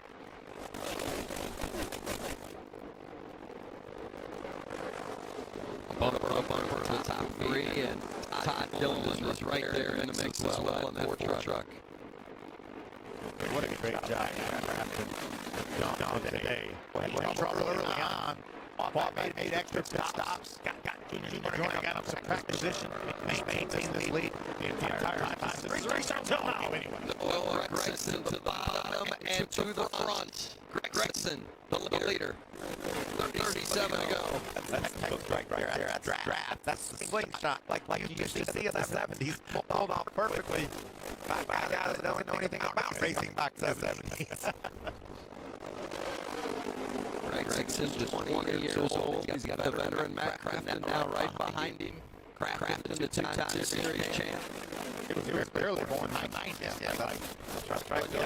You talked about Junior Joyner getting Matt Crafton in that track position, but then Matt earned it on that restart. Did a perfect job, got himself out in front of the field. He's had a pretty comfortable ride up until this point. And now, like Gregson has flexed his muscle. It'll be interesting to see how Gregson can pull this draft along. You saw how they were packed in by Crafton. See Gregson more speed. Everybody will have to make another pit stop. Probably Justin Haley is going to be the first guy that has to make a pit stop. I'd look to see him maybe win that next 5 or 6 laps coming to pit road. Johnny Sauter starting to inch his way up now in 6th, Kirby. Been a solid day, especially coming back through traffic. Finish for the 21, Johnny Sauter. His truck, a little bit of a balance issue. He's been free on injury, but tight from the center exit. They've really made it better. He takes another spot out of Yellowland. This is the best we've seen the 21 run last 4 or 5 races. Wow, that's a 2-for-1 right there. He not only got Gilliland, but he's working on Nemechek. Yeah, they're going to be able to hold on. Just lost that momentum to Sauter, but that was an impressive move to the bottom. I was talking to Johnny right after qualifying. He said his truck was wicked loose yesterday. Wasn't sure because qualifying with new tires, he said you really can't tell. He said we did some of our teammates Stuart Friesen set up. Right now those trucks running well. And that's Brahma just ahead of Sauter in that 16. Rhodes is behind them. Rhodes a winner earlier this season. Sauter 4 wins. Moffitt 3 wins. That 2-1 turn out well. He lost the spot to Brett Moffitt. Trying to get back there. Look at Golan slipping up under the Sauter. Almost looks like Daytona Talladega. We talked about it all day long. These races racing a lot like Daytona Talladega. Johnny Sauter, so strong, but probably needs a little bit of help to help him make these moves. You know, we talked about it at the outset of the show. We touched on it. Sauter won 4 of the first 8 races this season and looked like a surefire championship favorite. Michael, is he getting nervous now at this point? They just seem like they haven't quite found the sweet spot the last couple of months. Not the veteran Johnny Sauter. I'm sure he's just frustrated that they don't have that pace that they had early in the year. Like you said, starting the season like they did, you expect to be a championship favorite, and I just can't make him my championship favorite in this winning season. Gilliland giving a little nudge to Moffitt, bumping Moffitt out front 3. They've been all around one another these last couple of laps, trading positions, 4th, 5th, and 6th. Moffitt, Nemechek, Gilliland.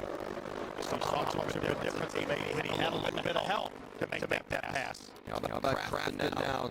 Putting a challenge to the 18. Gregson with the lead, and Friesen just hanging back. And there's Gilliland and Nemechek again. Just by inches, he's stepping up on the run of Nemechek. Look at that. John all over the back tailgate of the 4 of Gilliland. Remember, Nemechek not running for the championship. Gilliland has to win either today or Thursday at Bristol if he's going to make the playoff. I tell you, Phil, this is giving me everything I want in a NASCAR race. He's got strategy. Wins these leaders will hit. With that draft, some tight racing, ground battles of the lead, as you see here. Crafton taking a look on the bottom underneath Gregson. Trying to see if something's there. He could break out by himself and maybe make the move. We see Johnny Sauter making that pass on John Hunter Nemechek. That's 2 trucks he's passed in the last lap. Because he got Bill Rhodes that run straight away last lap. Now Rhodes taking a look underneath Nemechek, trying to make that pass stick, but Nemechek coming back on the outside.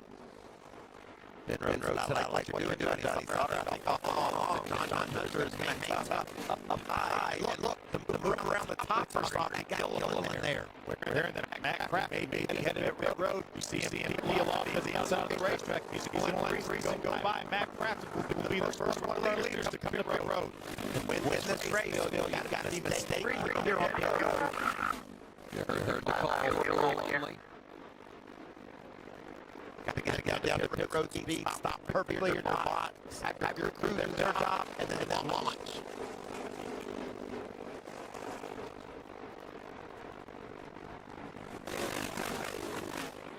Ben Rhodes is in as well, Army.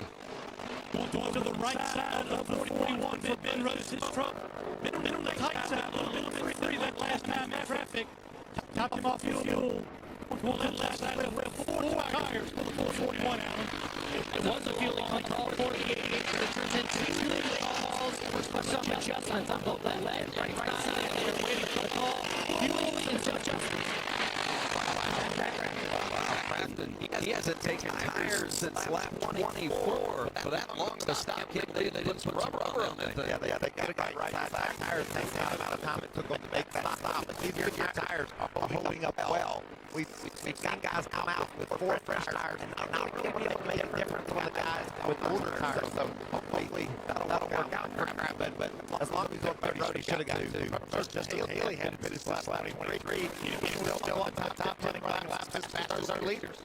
That was a 15-second stop with no tires for Frampton. I can't believe that's going to go well for him this stretch. Well, if we don't have another caution flag, I don't think there's any way that he's going to overcome that extra time just been on pit road. Gregson in the lead, Friesen stalking good for everybody has to pit again. It was a big break, I think, for Justin Haley. Rhodes hit it in as well because he has a couple of trucks that it works out. He can draft it with, but since he's got separated from the leaders.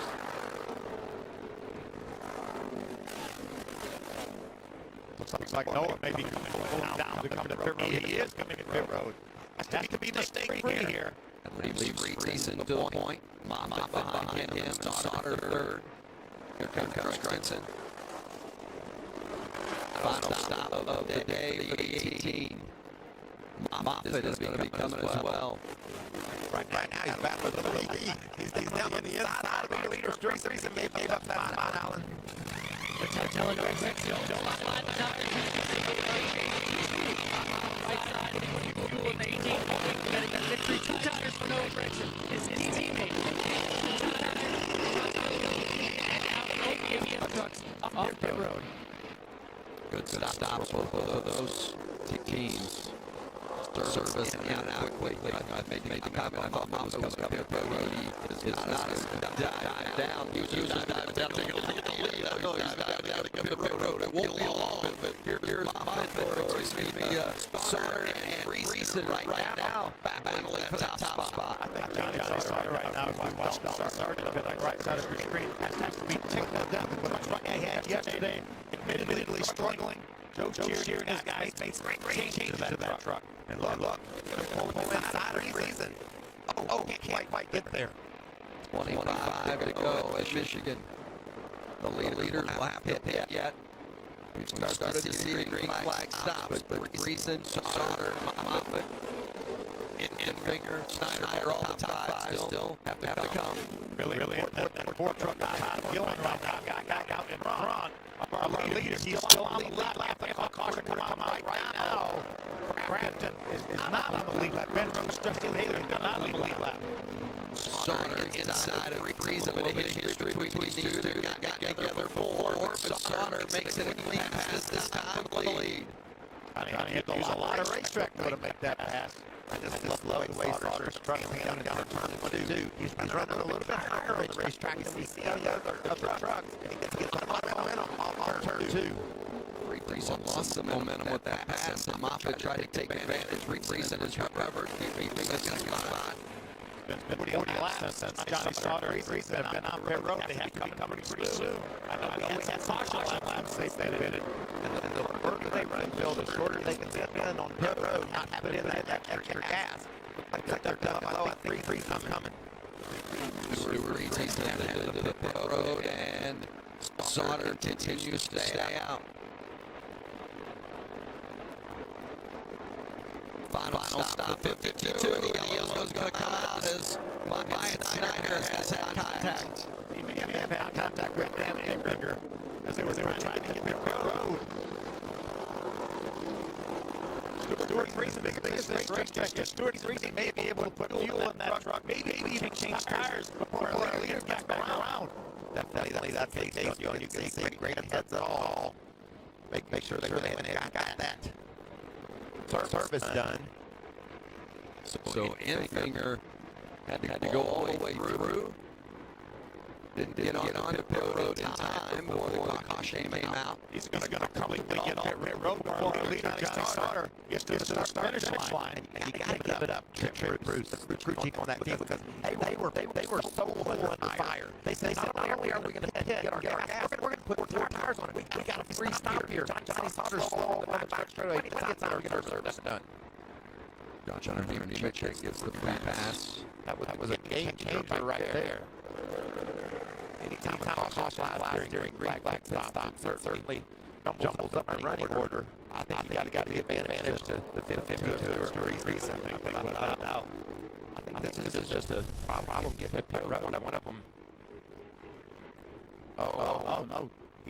Was he braking to try down to get pit road? And he was back to get the damage to the rear of the 13 truck. I think maybe Josh Graham was at 33 that clipped the rear when Snyder was trying to get to pit road. My Snyder's been a good part of this day inside the top 10. That's unfortunate. Not the other driver. Red light wasn't on when he got to the entrance to pit road. Watch the contact. I think that's Snyder trying to slow pit road. And hit got into the top two contenders were really in the air and getting into one another.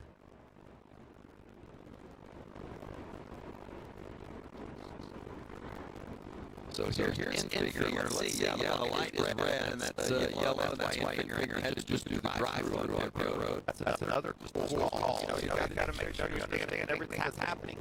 There's damage to the front of Dalton's Sargent truck. Down to pit road, he's stopped for me. Money stops with his team. Brett Moffitt is on pit road. He's going right side of that truck. This truck is still on the loose side. He's playing to adjust that to the right side. There's the 88 from Grant Enfinger. He will take 4 tires. He's not able to get back out of the traffic. He got in on the last stop. 121. Johnny Sauter, 4 tires to that truck as well. They're going to add some air pressure to all 4 tires. Maybe get him a little more speed from the front end to the front. A lot of decisions being made. 2 tires, 3 tires, 4 tires. I got to get enough fuel in it to get to the end. I think back to Stewart got 4 tires there. Hey, beforehand, some of the other guys, they didn't have race him. Knowing he's had a better track position than them with no tires when he has 4 tires. I think you got to get the advantage through this caution during green flag pit stops. 2 stories. They got their service done and I have a track position. It's going to be good. Grant Enfinger was trying to come to pit road. That's not what he wanted to see or feel. 20 to go in Michigan.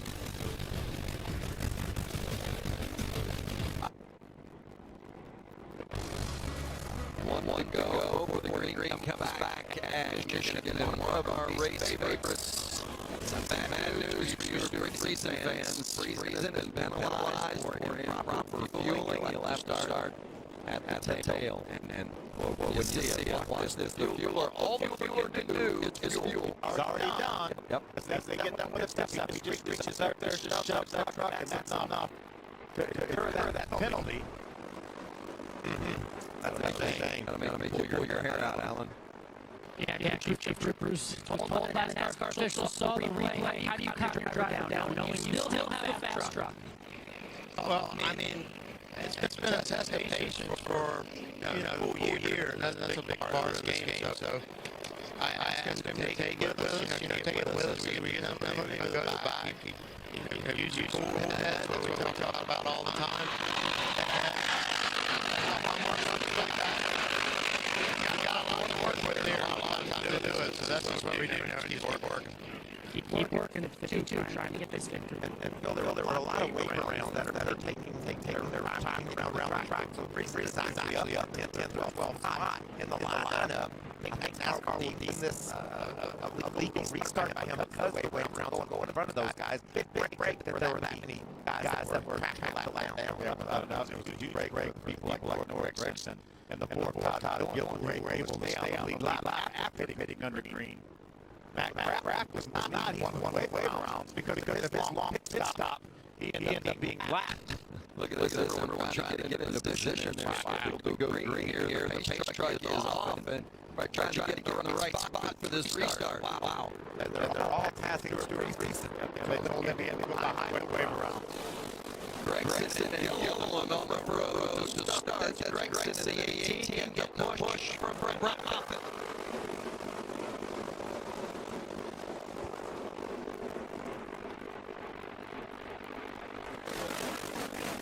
Huge wiggle by Corbin Forrester. Somehow managed to save it. He's in that blue truck all the way in the back. Just over the bottom. He's got a lot of work to do. Todd Gilliland trying to make a move on Brett Moffitt. He just may be able to clear Moffitt and slide up in front of him.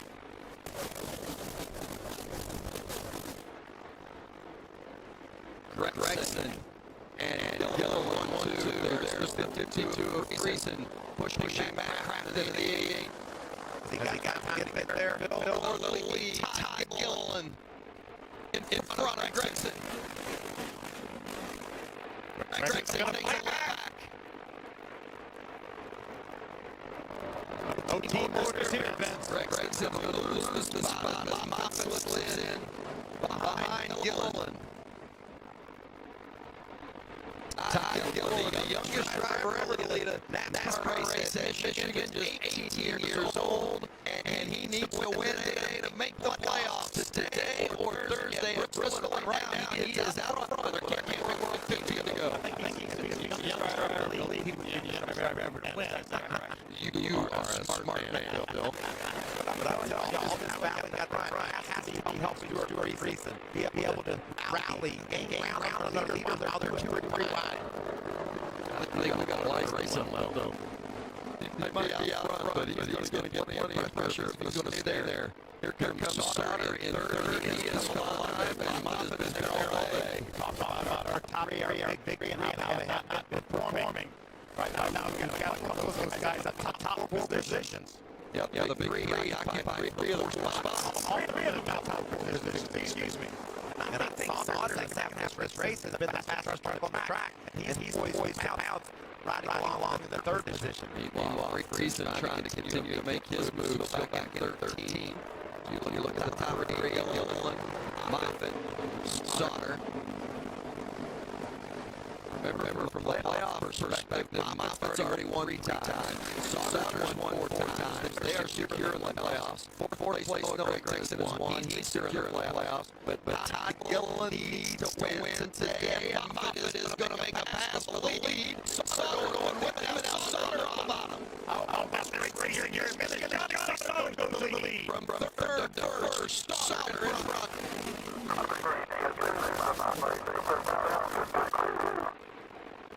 Halfway, Johnny Sauter cheering on Sauter. I guess that was that cheer. There's a encouragement with an attaboy for sure. Look at Gilliland flip up. Gregson trying to squeeze inside of him. Open the door for Anchor. And that yellow truck. Grant Anchor trying to move his way up inside the top 5. And there's Nemechek diving down below, trying to get them both. Gets in Finger and Gregson. Wow. What an amazing race we have seen here today. Johnny Sauter with that move from 3rd to 1st. The first race he's led since he won Texas. It's been a while since Sauter's been up there. You see right now, Johnny Sauter already against the outside. He doesn't let Brett Moffitt to the outside of him. Plus Sauter's been strong there. I've noticed this truck handle well. He would work on the racetrack, and that's probably why he's been the fastest guy in the second half of the race. Sometimes we talk about in these speedway races where there's so much drafting, but the lead isn't really where you want to be. Is that the case today? Where do you want to be on? He's got a couple passes here the last 3 or 4 lap events. I think you want to be out front. Johnny Sauter, he's trying to break that draft. He wants to be out front for sure. I don't think he's going anywhere. Those trucks behind him are just so strong. He can't break this draft. The draft. I think the way this draft works here, a lot of them break this draft.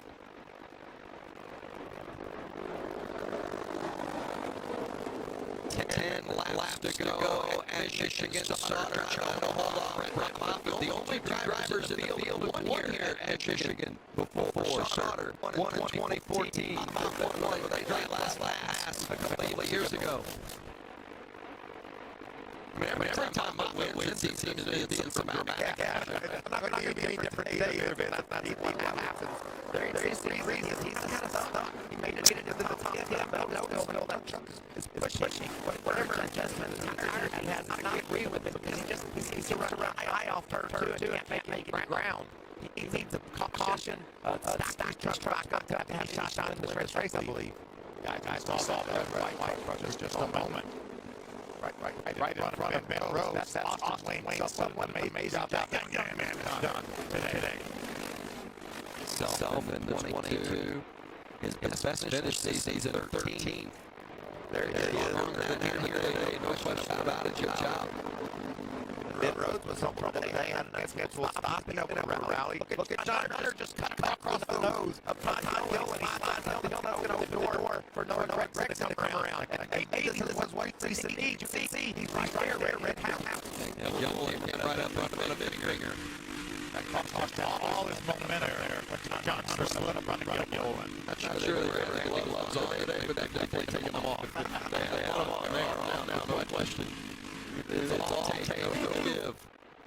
Hurt Henringer have to get out of the throttle, loosen up, run that loud. The momentum, look at him wide. Ben Rhodes going to the bottom. Freeson in the middle, Rhodes on the bottom, and Rhodes is going to get those spots. Ben Rhodes up into 6th. But look at Freeson, back bottom, got the work tired. He was able to almost get on the road. Not going to happen, though. Henringer, Rhodes teammate coming up behind Ben in that 41 truck. Helps out Rhodes, standing in front of Freeson. Has a gap where he's able to slide in front of Henringer. Pick them one at a time. Put him up to 7th. Time's running out of those. You see, that's Justin Haley on the outside of himself. That's 10. Ooh.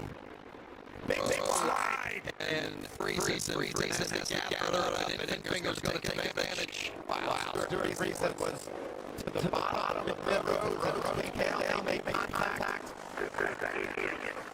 And they have an opinion about what happened. There's probably two opinions. Let's see if the rally tried to very aggressively watch this down to the bottom. And he's just taking it to it up a bit.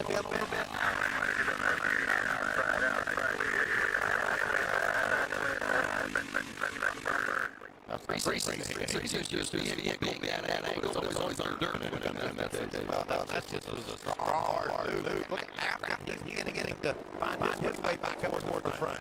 Move him up into the top 10. 5 laps remaining here at Michigan. Johnny Sauter is in the front. Problem for Corbin Forrester is bringing out the caution, or is he going to be able to get back? Probably a road. Probably facing turn in off the racetrack. Definitely making it back to the road at that pace. Johnny Sauter doesn't want to caution right now. He's got control of the race. What is Brett Moffitt doing, though?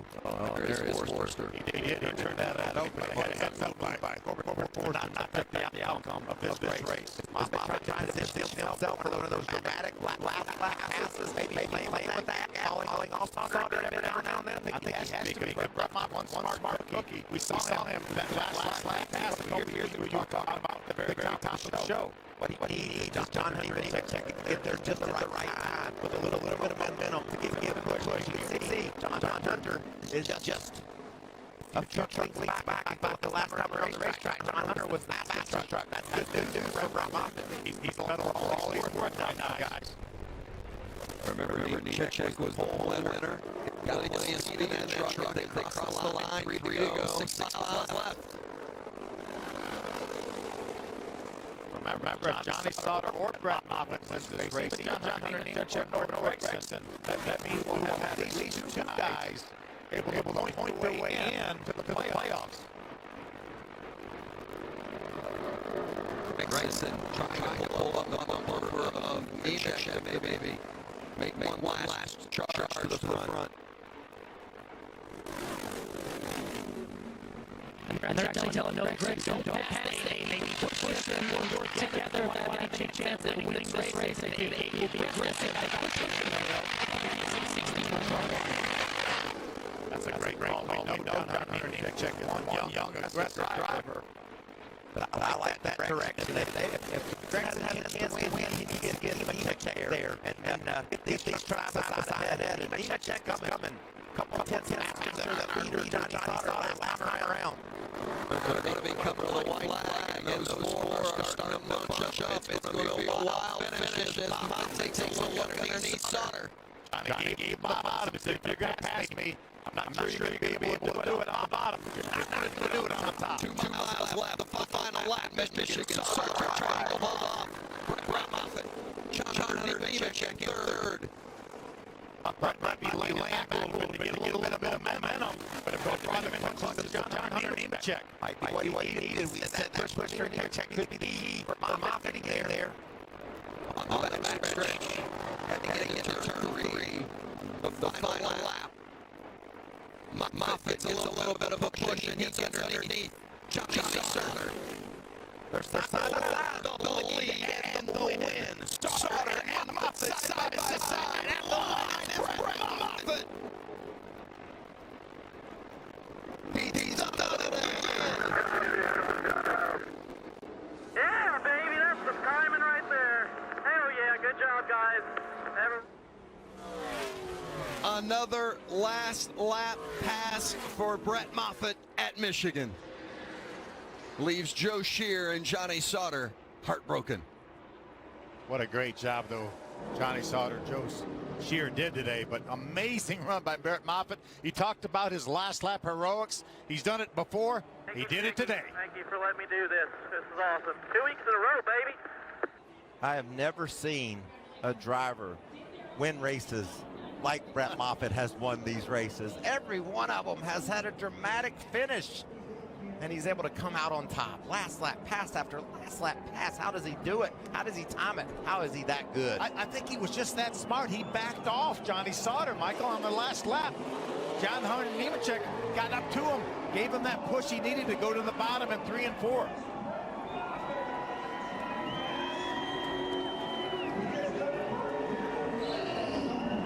Vince, you ask a really good question. Do you want to be leading to win the race? Not if Brett Moffitt is behind me. I certainly don't. Taking the checkered flag in his hand for the 4th time this season. Brett Moffitt has done it again in Michigan. 2 years ago, it was a 3-wide last lap pass for the win. And today, he gets Johnny Sauter at the line to win it.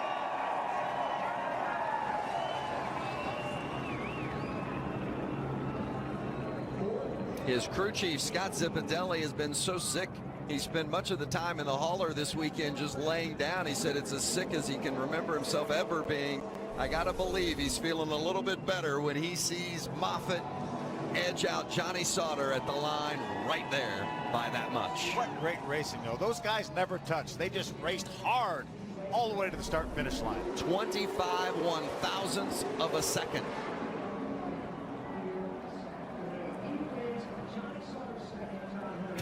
Going to break, but we're going to keep you right here. Going to keep on trucking from Michigan, where Brett Moffitt has won for the 4th time.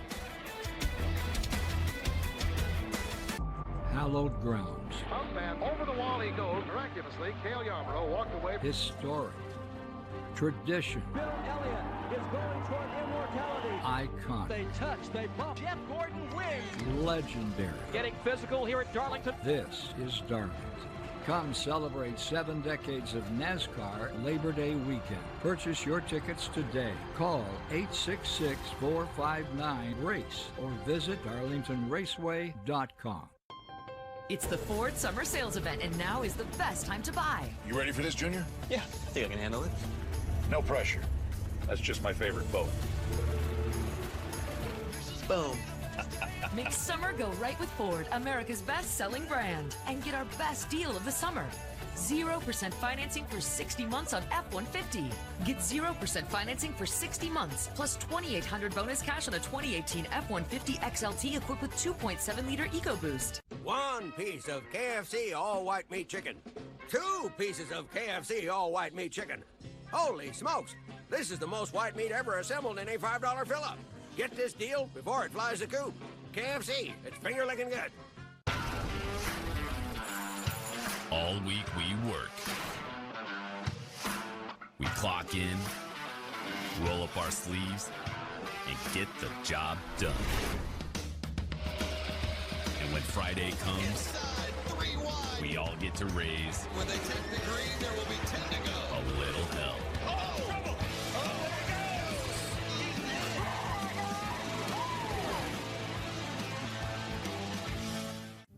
That's all that stand between you and immortality. A new era in Cleveland begins as the #1 draft pick takes on the Super Bowl champs in a preseason matchup. We come back together and we shock the world again. The NFL is back. We give everything you got. Touchdown Eagles! Let's go! He's unbelievable. Eagles, Browns, Thursday, August 23rd on Fox. Brett Moffitt has parked it in victory lane for the 4th time this season. He and Johnny Sauter now share the lead for most wins this year, and it has set the stage for quite a battle, I think, when we look at the championship and the playoff just ahead. Vince, we talked about our big three. Do you think they've showed that they're back and ready for the playoffs? They did indeed. Johnny Sauter, a heartbreaking runner-up finish with Allen. A lot of disappointment down here for Johnny Sauter. We heard you on the radio say you picked the wrong line. Did you want to block? Was the other line faster? What did you mean by that? Well, obviously I ran the top, so where do you think I should have ran? You know, it's a great question, but just want to apologize. Did you want to block him? I want to apologize to all the guys at GMS. We should have won this race today. I should have ran the bottom in 3 and 4. I just felt like I could carry momentum on the top side, and we didn't win the race. So disappointed in myself, obviously, and but you know, it's a double-edged sword. Sometimes you win races when you shouldn't either. So I just blew it. So there's no other way to put it. And apologize to everybody at GMS. All these guys worked their tails off. Thanks Chevrolet, ISM Connect, Allegiant Travel, Sunseeker Resorts, and we just, I stepped on it today. Tough race. Johnny Sauter taking the blame, guys. Well, it's such an emotional sport, and you put in so much. Brett Moffitt, he won at Atlanta earlier this season. Iowa victorious, and then a couple of races later, he did it again at Chicago. And today, he will climb aboard the truck in Michigan. His 5th career win.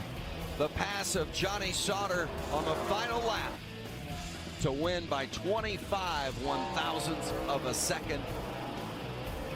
And Hermie Sadler is with the winner. This is going to be some kind of victory lane celebration with Brett Moffitt in this race team. When you win, you do it in exciting fashion. How did you pull that off? Man, I knew Johnny was fast, and our Toyota engine, we were lacking a little bit of raw speed today with that, so I was really waiting to time it, but I can't thank, Icing Group and Toyota Industrial and TRD and everything they do for us. They give us the right tools to get the job done, and pretty amazing. This little team's gone to victory lane 4 times now this year, so I can't thank Shiggy, Hattori, and everyone involved enough. On the white flag lap, it looked like you lost a little bit of ground. Did you do that on purpose to get that run? Yeah, so the whole last how many ever laps there, I was behind him. I was running wide open, but I'd get to him and I'd push him with that air bubble in between our bumpers. So I tried to back up 1, let him get out there a little bit, and I knew the 8 was behind us. I was hoping he would actually get to us and be able to push us, but we was able to plan it right and time it right, and man, it's just great to get here. Alan? With Noah Gregson, you had a nice view of that finish, just not enough to be there with that lead pack. Where'd you fall short today? Felt like we executed good there beginning of the race, and we were leading some laps there after I passed Matt Crafton, and my truck was money. That was the best truck I probably have ever had. Come down pit road, put 2 tires on it, and just lacked on the execution to adjust and stay ahead of it. Just way too tight there at the end to race with those guys. So I don't know. We'll learn for the future. I really felt confident in the way I prepared for this race this weekend, and really felt confident in my Safe Flight Auto Glass Toyota Tundra. All weekend we've been fast. Just came up short. Just really disappointed right now. Another top 5 for Noah Gragson. And Gragson has won more stages than any other drivers, won more poles this season than any other driver, but just the one race win, and they're so good through the first 2 to 3 stages or the first couple of stages of the race, but just don't seem to be able to finish the job the way they need to. Yeah, I tell you, he ran the fastest. Michael and I were just looking at the scoring monitor. He ran the fastest lap of the race, or fastest lap on the last lap. Just didn't get in the right position, and that it just takes. I mean, we talk about Brett Moffitt. He has a knack for it. He has a knack to be able to make those moves on the last lap. And Johnny Sauter obviously has won so many races. John Hunter Nemechek, and those are the 3 guys in front of him, 3 of the very best we have right now in the Truck Series. And I love what Moffitt said. He said, I run wide open, but when I get to him, I push him. You can't just run wide open. You can't leave it on the mat and guide. You got to use strategy. You have to roll off that gas and get yourself that gap that you need. He executed that last lap perfectly. It was beautiful to watch. Well, Todd Gilliland needed to win today or Thursday at Bristol to make the playoffs. Allen, he's down to one last shot. Yeah, one more shot for Todd Gilliland. Another race where we saw you lead laps, but just couldn't close it and get the checkered flag. Where did it fall apart today?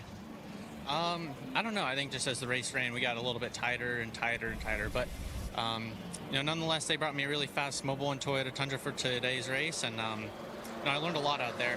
It's a lot different, but, just another oval. So we just need to keep learning every week. And, I feel like like I've said before, I feel like we're just one part away every race. And, that's a good feeling and also a bad feeling. So, you mentioned one race left, and, KBM stuff's been really, really good there in the past. So, we'll see what we can do. One part away, one more chance to do it, guys. Gilliland was one of 9 to lead the race today, but he didn't lead the last lap. This man did it. Brett Moffitt, the winner at Michigan.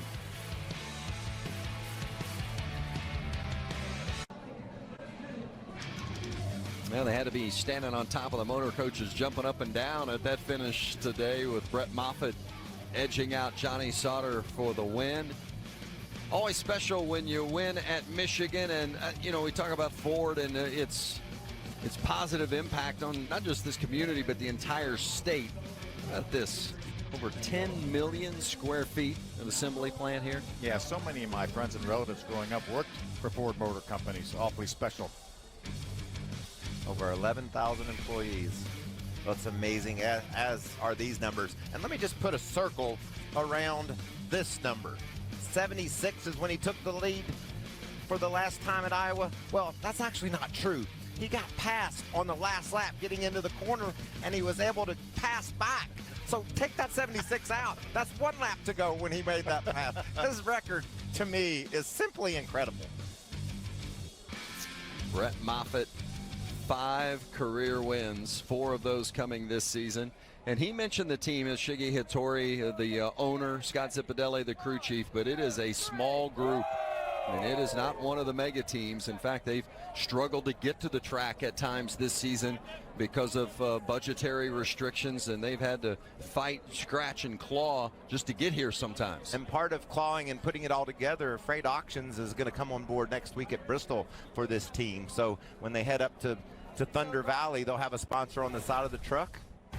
And you mentioned it, Thunder Valley, Bristol Motor Speedway, and that will be Thursday night on Fox. What an amazing place. Michael, you and I have been fortunate enough to go to Victory Lane there, and how special is that? It's incredible, and also just the event. We're talking a playoff cutoff race at Bristol Motor Speedway. The action our truckers put on, the show, it's just incredible to watch each weekend and week out. And I can't wait to watch Bristol. Weeknight racing on the network Thursday night from Bristol. It starts early. It's going to be a long day. Truck Series practice beginning at 9 a.m. Both practices, qualifying, and the race all in one day. He did it. Brett Moffitt at the line, the winner at Michigan.